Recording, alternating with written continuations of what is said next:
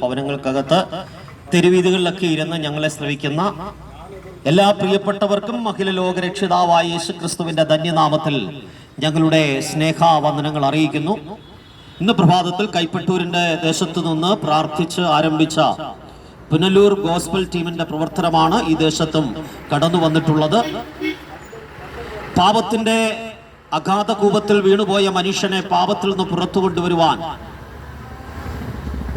മനുഷ്യന്റെ ശ്രമങ്ങൾക്കും മനുഷ്യന്റെ കർമാചാരങ്ങൾക്കും അനുഷ്ഠാനങ്ങൾക്കും മനുഷ്യൻ എണ്ണമില്ലാതെ ചെയ്തു കൂട്ടുന്ന പല പ്രവർത്തികൾക്കും കഴിയാതെ വന്നപ്പോ അവന്റെ വിദ്യാഭ്യാസത്തിനോ അവൻ്റെതായ സൽപ്രവർത്തികൾക്കോ അവന്റെ മതാനുഷ്ഠാനങ്ങൾക്കോ കർമ്മങ്ങൾക്കോ ഒന്നും കഴിയാതെ വന്നപ്പോ മനുഷ്യനെ പാപത്തിൽ നിന്ന് വിടുവിക്കുവാൻ സ്വർഗം വിട്ട താണഭൂമിയിലേക്ക് ഇറങ്ങി വന്ന ഒരുവനെ കുറിച്ച് ഞങ്ങൾക്ക് ഈ ദേശത്തെ പരിചയപ്പെടുത്തുവാനുള്ളത്.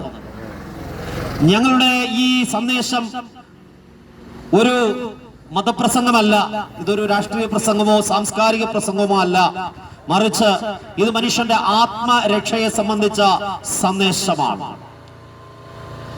എല്ലാ മനുഷ്യനും, ഈ ഭൂമിയിൽ ജനിക്കുന്ന സകല മനുഷ്യനും ഒരു ദിവസം മരണത്തിന് കീഴടങ്ങി കഴിയും. വയനാട്ടിൽ നമ്മൾ സംഭവിച്ചതൊക്കെ നമ്മൾ കണ്ടതാണ്. ഒരു രാത്രി കൊണ്ട് ഒരു ഗ്രാമം മുഴുവൻ ഒലിച്ചു പോവുകയാണ്. രാത്രി എത്ര സന്തോഷത്തോടെ സമാധാനത്തോടെ കിടന്നുറങ്ങിയവർ പ്രഭാതത്തിൽ പലരും ഭവനത്തിലില്ല, പലരും ഈ ഭൂമിയിൽ പോലും ഇല്ലാതെ മാറ്റപ്പെട്ടു. ലോകത്ത് എല്ലായിടത്തും ഇതൊക്കെ സംഭവിച്ചുകൊണ്ടിരിക്കുകയാണ്. യുദ്ധങ്ങളും ക്ഷാമങ്ങളും ഇതുപോലെയുള്ള വെള്ളപ്പൊക്കങ്ങളും പ്രകൃതി ദുരന്തങ്ങളും ഒക്കെ ഭൂമുഖത്ത് നിരന്തരമായി സംഭവിച്ചുകൊണ്ടിരിക്കുകയാണ്. ആക്സിഡന്റുകളുടെ എണ്ണം ദിനം പ്രതി പെരുകിക്കൊണ്ടിരിക്കുന്നു. രാവിലെ ഭവനത്തിൽ നിന്നിറങ്ങി വൈകുന്നേരം വീട്ടിൽ ചെന്ന് എത്തുമോ എന്ന് ആർക്കും ഉറപ്പില്ലാതെ വണ്ണം മരണം നമ്മെ പിന്തുടർന്നുകൊണ്ടിരിക്കുന്നു.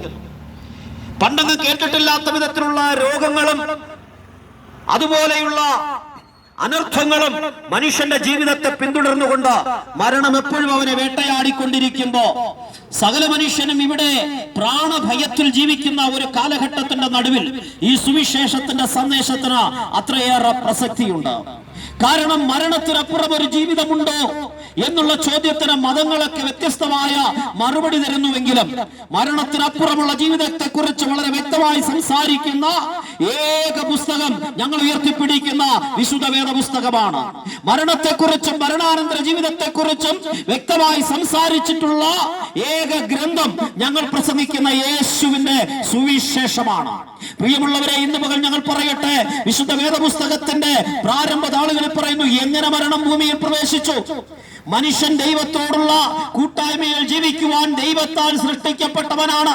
ദൈവത്തിന്റെ സ്നേഹത്തിലും ദൈവത്തിന്റെ തേജസ്സിനകത്തും ദൈവത്തോടുള്ള ബന്ധത്തിൽ ജീവിക്കുവാൻ, ദൈവത്തോടുള്ള കൂട്ടായ്മയിൽ ജീവിക്കുവാൻ സൃഷ്ടിക്കപ്പെട്ട മനുഷ്യൻ ദൈവത്തോടുള്ള ബന്ധം നഷ്ടപ്പെടുത്തി അവൻ സ്വന്തം നിലയ്ക്ക് നന്മയും തിന്മയും തിരിച്ചറിഞ്ഞ് ജീവിക്കാൻ തുടങ്ങിയപ്പോൾ അവന്റെ അകത്ത് പ്രവേശിച്ചതാണ് പാപം. പാപം എന്നവന്റെ അകത്ത് പ്രവേശിച്ചോ അവന് ദൈവത്തിൽ നിന്ന് വേർപാടുണ്ടായി. ഈ വേർപാടിനെയാണ് ആത്മീക മരണം എന്ന് പറയുന്നത്. ആദാം മുതൽ ഇന്നയോളം ഭൂമിയിൽ ജനിക്കുന്ന സകല മനുഷ്യരും ആത്മീയമായി മരണത്തിന്റെ അവസ്ഥയിലാണ് ഭൂമിയിൽ ജനിക്കുന്നത്. മനുഷ്യന് 3 ഘടകങ്ങളാണ് വിശുദ്ധ വേദപുസ്തകം പറയുന്നത്. ഒന്ന് ആത്മാവ്, 2 ദേഹി, മറ്റൊന്ന് ദേഹം. എന്നാൽ എപ്പോൾ മനുഷ്യന്റെ അകത്ത് പാപം പ്രവേശിച്ചുവോ അവന്റെ ആത്മാവ് മരണമടയുവാനിടയായി തീർന്നു. അങ്ങനെ ഭൂമുഖത്ത് അന്ന് മുതൽ ഇന്ന് വരെ ജനിക്കുന്ന സകല മനുഷ്യന്റെയും ആത്മാവ് മൃതാവസ്ഥയിലാണ്. മനുഷ്യന് ദൈവത്തോട് എടുക്കുവാനും ദൈവത്തോട് അടുത്ത് ചെന്ന് അവൻ ദൈവത്തോട് കൂട്ടായ്മ ആചരിക്കുവാനും ദൈവത്തോട് ബന്ധം പുലർത്തുവാനും ആത്മാവിൽ കൂടെ മാത്രമേ കഴിയുകയുള്ളൂ. ഈ പഞ്ചേന്ദ്രിയബന്ധിതമായ ഈ ശരീരത്തിലൂടെ മനുഷ്യന് ദൈവത്തോട് ബന്ധപ്പെടാൻ കഴിയില്ല. ആത്മാവാകുന്ന ദൈവത്തോട് ബന്ധപ്പെടാൻ കഴിയുന്ന ഏക മാർഗം അവന്റെ ആത്മാവാണ്. അവന്റെ ആത്മാവ് മൃതാവസ്ഥയിൽ ഇരിക്കുന്നിടത്തോളം കാലം അവന് ദൈവത്തോട് ബന്ധപ്പെടാൻ കഴിയില്ല. അങ്ങനെ ദൈവത്തോട് ബന്ധമില്ലാതെ ഭൂമിയിൽ ജനിക്കുന്നവൻ ഇവിടെ പാപം ചെയ്ത് ജീവിക്കുകയാണ്. കാരണം അവന്റെ അകത്ത് ആത്മാവ് മൃതാവസ്ഥയിലായതുകൊണ്ട് അവന്റെ ദേഹിയും ദേഹവും പറയുന്നത് പോലെ അവൻ ജീവിക്കുന്നു. അങ്ങനെ അവൻ ഇവിടെ പാപത്തിന്റെ വ്യവസ്ഥിതിക്കകത്ത് ജീവിക്കുകയാ. എല്ലാ ക്രിമിനൽ വാസനകളും അവന്റെ അകത്ത് രൂഢമൂലമായി നിൽക്കുകയാണ്. അവസരോചിതമായി അവനത് പ്രവർത്തിച്ചുകൊണ്ട് പാപത്തിൽ പെരുകി, പാപം ചെയ്ത് പാപത്തിൽ പെരുകി, പാപത്തിൽ മരിക്കുവാനായി മനുഷ്യൻ ഇങ്ങനെ നിയോഗിക്കപ്പെട്ടുകൊണ്ടിരിക്കുമ്പോ പാപത്തിന്റെ അഗാധ കൂപത്തിൽ നിന്ന്, പാപത്തിന്റെ നാശകരമായ അനുഭവത്തിൽ നിന്ന് മനുഷ്യനെ പുറത്തു കൊണ്ടുവരും നേടുവാൻ സ്വർഗം വിട്ട് താണഭൂമിയിലേക്ക് ഇറങ്ങി വന്ന ദൈവപുത്രനായ യേശു ക്രിസ്തുവിനെ ഞങ്ങൾ ഈ തെരുവീതിയിൽ ഉയർത്തുകയാണ്.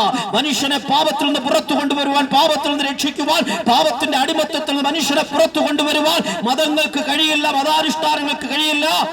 ഇവിടെ നടത്തുന്ന കർമാനുഷ്ഠാനങ്ങൾക്കോ സൽപ്രവർത്തികൾക്കോ അവൻ ചെയ്തു കൂട്ടുന്ന ഒരു തരത്തിലുള്ള ആചാര കർമ്മങ്ങൾക്കോ നോമ്പനുഷ്ഠാനങ്ങൾക്കോ പെരുന്നാളുകൾക്കോ ഉത്സവങ്ങൾക്കോ റാസാകൾക്കോ ആചാരങ്ങൾക്കോ കഴിയില്ല. മറിച്ച് മനുഷ്യൻ അങ്ങനെ ദൈവത്തെ പ്രസാദിപ്പിക്കാൻ ചെയ്തു കൂട്ടുന്ന ഒരു കർമ്മങ്ങൾക്കും അത് കഴിയാതിരിക്കുമ്പോൾ മനുഷ്യനെ ദൈവത്തോട് അടുപ്പിക്കുവാൻ, ദൈവത്തോടുള്ള സമാധാനത്തിലേക്ക് അവനെ മടക്കി കൊണ്ടുവരുവാൻ സ്വർഗം വിട്ട് താണഭൂമിയിൽ ഇറങ്ങി വന്ന ദൈവപുത്രനാണ് യേശു ക്രിസ്തു. യേശു ദൈവമായിരുന്നു, ദൈവത്തോടൊപ്പമായിരുന്നവനാണ്. ദൈവത്തോടുള്ള തന്റെ സമത്വം ഒഴിഞ്ഞു വെച്ചിട്ട് അവൻ ഈ ഭൂമിയിൽ മനുഷ്യന്റെ രൂപത്തിലേക്ക് ഇറങ്ങി വന്നു. ദൈവം ഭൂമിയിൽ മനുഷ്യനായി മാത്രം ഒരിക്കലായിട്ടാണ് അവതരിച്ചത്. പക്ഷിമൃഗാദികളായിട്ടല്ല, വസ്തുക്കളായിട്ടല്ല. അനവധി പ്രാവശ്യവും അവതരിച്ചിട്ടില്ല. ഒരേ ഒരു പ്രാവശ്യം മാത്രം ഭൂമുഖത്ത് അവതരിച്ചു. അതാണ് ഞങ്ങൾ പ്രസംഗിക്കുന്നത് യേശു ക്രിസ്തു. യേശു ക്രിസ്തു ദൈവമായിരുന്നു. ആരെങ്കിലും ഒക്കെ ആരാധിച്ച് ദൈവമാക്കിയവരെ കുറിച്ചല്ല ഞങ്ങൾ പ്രസംഗിക്കുന്നത്. ദൈവമായിരുന്നവൻ സ്വർഗം വിട്ട് എന്നെ സ്നേഹിച്ച, എന്നെ കേൾക്കുന്ന പ്രിയപ്പെട്ടവരെ സ്നേഹിച്ച, സകല മാനവകുലത്തെയും സ്നേഹിച്ച, അവരെ വീണ്ടെടുക്കുവാൻ, പാപത്തിൽ നിന്ന് പുറത്തു കൊണ്ടുവരുവാൻ, പാപത്തിന്റെ ശിക്ഷാവിധിയിൽ നിന്നും, പാപ സ്വഭാവത്തിൽ നിന്നും, പാപത്തിന്റെ എല്ലാവിധമായ അനുഭവങ്ങളിൽ നിന്നും മനുഷ്യനെ പുറത്തു കൊണ്ടുവരുവാൻ സ്വർഗം വിട്ട് താണഭൂമിയിലേക്ക് ഇറങ്ങി വന്ന യേശുവിനെ കുറിച്ചാണ് ഞങ്ങൾ പ്രസംഗിക്കുന്നത്. കാരണം മനുഷ്യനെ പാപത്തിൽ നിന്ന് പുറത്തു കൊണ്ടുവരുവാൻ അവന്റെ വിദ്യാഭ്യാസത്തിനോ സമ്പത്തിനോ അവന്റെ അനുഷ്ഠാനങ്ങൾക്കോ അവന്റെ മതത്തിനോ ഒന്നും കഴിയാതിരിക്കുമ്പോ മനുഷ്യനെ പാപത്തിൽ നിന്ന് പുറത്തു കൊണ്ടുവരാൻ കഴിയുന്ന ഒരേ ഒരു വ്യക്തി, അത് ഞങ്ങൾ പ്രസംഗിക്കുന്ന യേശു ക്രിസ്തുവാണ്. ഈ മാർഗത്തിലൂടെ അല്ലാതെ ആത്മരക്ഷയില്ല. വൃതാവസ്ഥയിലായി പോയി അവന്റെ ആത്മാവിനെ ജീവൻ പ്രാപിച്ച് നിത്യജീവനിലേക്ക് കൊണ്ടുവരാൻ കഴിയുന്ന ഒരേ ഒരു മാർഗം, അത് യേശുവിന്റെ മാർഗമാണ്. തന്റെ ഏകജാതനായ പുത്രനിൽ വിശ്വസിക്കുന്ന ഏവനും നശിച്ചു പോകാതെ നിത്യജീവൻ പ്രാപിക്കേണ്ടവരാ. ദൈവം അത്രമാത്രം ഈ ലോകത്തെ സ്നേഹിച്ചു. പാപിയായ, ബലഹീനനായ, ഒരു പ്രയോജനവുമില്ലാത്ത, പാപം മാത്രം ചെയ്തു ജീവിക്കുന്ന എന്നെ വീണ്ടെടുക്കുവാൻ, എന്നെ കേൾക്കുന്ന പ്രിയപ്പെട്ടവരെ വീണ്ടെടുക്കുവാൻ, ഞങ്ങളുടെ കൂടെയുള്ള പ്രിയ ഷിഹാബുദിനെയും, ഞങ്ങളുടെ കൂടെയുള്ള പ്രിയ മുരളിയെയും, ഞങ്ങളുടെ കൂടെയുള്ള അപ്പുക്കുട്ടനെയും ഒക്കെ വീണ്ടെടുക്കുവാൻ സ്വർഗം വിട്ട് താണഭൂമിയിലേക്ക് ഇറങ്ങി വന്ന ഒരുവനാ നസ്രത്തുകാരനായ യേശു ക്രിസ്തു. യേശു ദൈവമായിരുന്നു, അതേസമയം പൂർണ്ണ ദൈവമായിരുന്നു. അപ്പോൾ തന്നെ അവൻ പൂർണ്ണ മനുഷ്യനായിരുന്നു. മനുഷ്യന്റെ സാദൃശ്യത്തിൽ ദാസ്യരൂപമെടുത്ത ഈ ഭൂമുഖത്തേക്ക് വന്നവനാണ് യേശു ക്രിസ്തു. അതുകൊണ്ട് ഇന്ന് പകൽ ഈ തെരുവോരത്ത് ഞങ്ങൾ വിളിച്ചു പറയുന്നു, ദൈവത്തെ അറിയണോ, യേശുവിനെ അറിയണം. മനുഷ്യനെ അതിന്റെ പൂർണ്ണതയിൽ മനസ്സിലാക്കണമോ, യേശുവിനെ അറിയണം. ദൈവത്തിനും മനുഷ്യർക്കും മധ്യസ്ഥനായി ഒരുവനേ ഉള്ളൂ, അത് ഞങ്ങൾ പ്രസംഗിക്കുന്ന യേശു ക്രിസ്തുവാ. ഒരുപാട് മധ്യസ്ഥന്മാരില്ല, മധ്യസ്ഥമാരില്ല.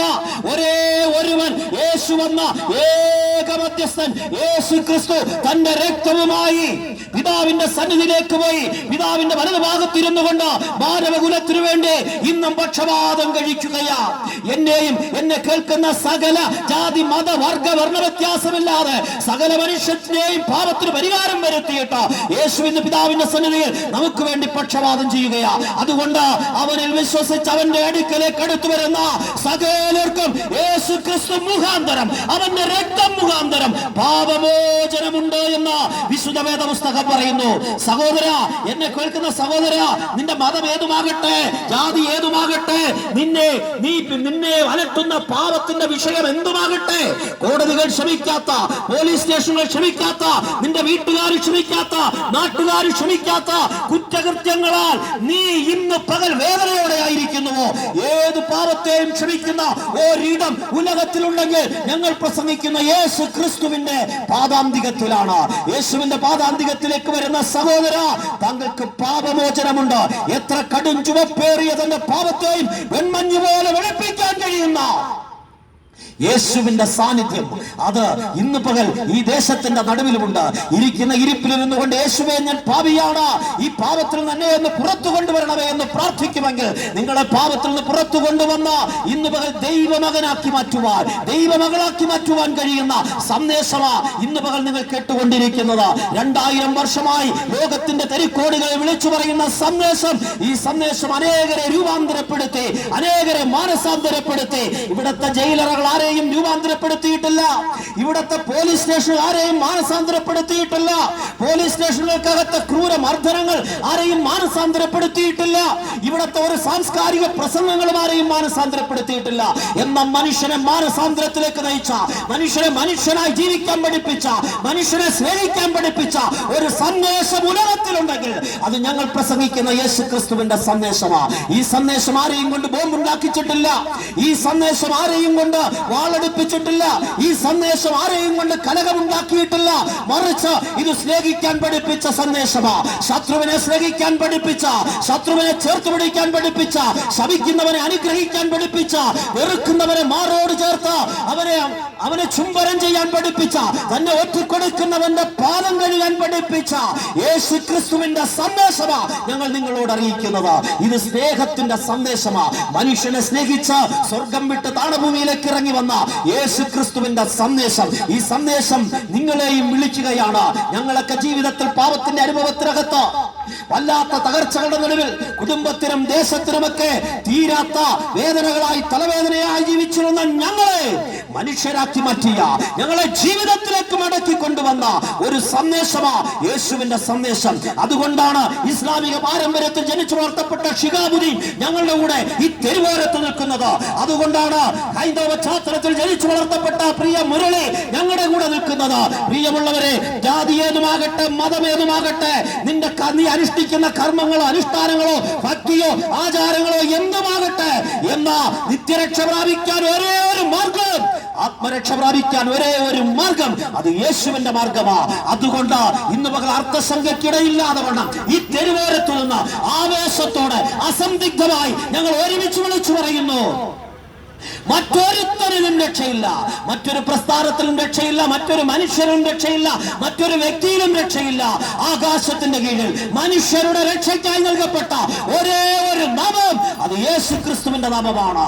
ആ യേശുവിന്റെ നാമത്തിൽ നിത്യജീവനുണ്ട്. ആ യേശുവിന്റെ നാമത്തിൽ സമാധാനമുണ്ട്. ആ യേശുവിന്റെ നാമത്തിൽ ആത്മരക്ഷയുണ്ട്.